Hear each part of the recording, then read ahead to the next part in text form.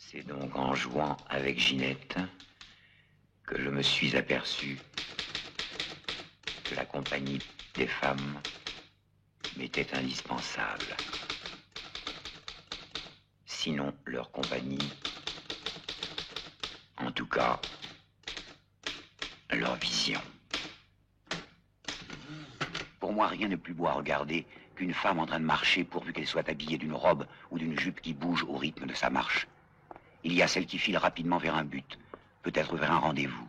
Il y a celle qui se promène avec sur le visage un air de loisir. Certaines sont si belles vues de dos que je retarde le moment d'arriver à leur hauteur pour ne pas être déçu. À vrai dire, je ne suis jamais déçu, parce que celles qui sont belles de dos et moches de face me donnent une sensation de soulagement, puisque malheureusement, il n'est pas question de les avoir toutes. Elles sont des milliers tous les jours, à marcher dans les rues. Mais qui sont toutes ces femmes? Où vont-elles? À quel rendez-vous?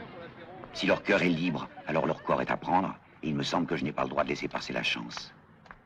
La vérité, je vais vous la dire, elles veulent la même chose que moi. Elles veulent l'amour. Tout le monde veut l'amour. Toutes sortes d'amour. L'amour physique et l'amour sentimental, ou même simplement la tendresse désintéressée de quelqu'un qui a choisi quelqu'un d'autre pour la vie et ne regarde plus personne. Je n'en suis pas là, moi. Je regarde tout le monde. Comme certains animaux, les femmes pratiquent l'hibernation. Pendant 4 mois, elles disparaissent, on ne les voit pas. Au premier rayon de soleil du mois de mars, comme si elles s'étaient donné le mot, ou comme si elles avaient reçu un ordre de mobilisation, elles surgissent par dizaines dans les rues, en robes légères et talons hauts.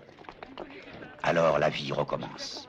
Enfin, on peut redécouvrir leur corps et différencier 2 catégories. Les grandes tiges et les petites pommes. Voici une grande tige. Une petite pomme.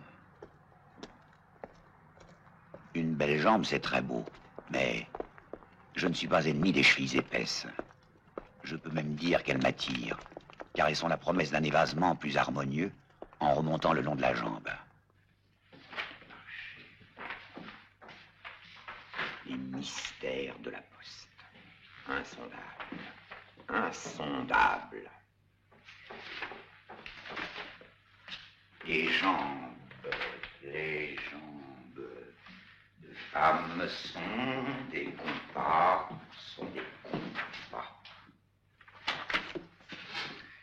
Les jambes de femmes sont des compas qui arpentent le globe terrestre en tous sens, lui donnant son équilibre et son harmonie. Je me suis rendu compte récemment qu'en hiver, je suis attiré par les grosses poitrines, alors qu'en été, les poitrines modestes me conviennent parfaitement. Voilà 2 petites pommes qui se tiennent par le bras. Mais qu'est-ce qu'elles ont, toutes ces femmes? Qu'est-ce qu'elles ont de plus que toutes celles que je connais? Eh bien, justement, ce qu'elles ont de plus, c'est qu'elles sont des inconnues.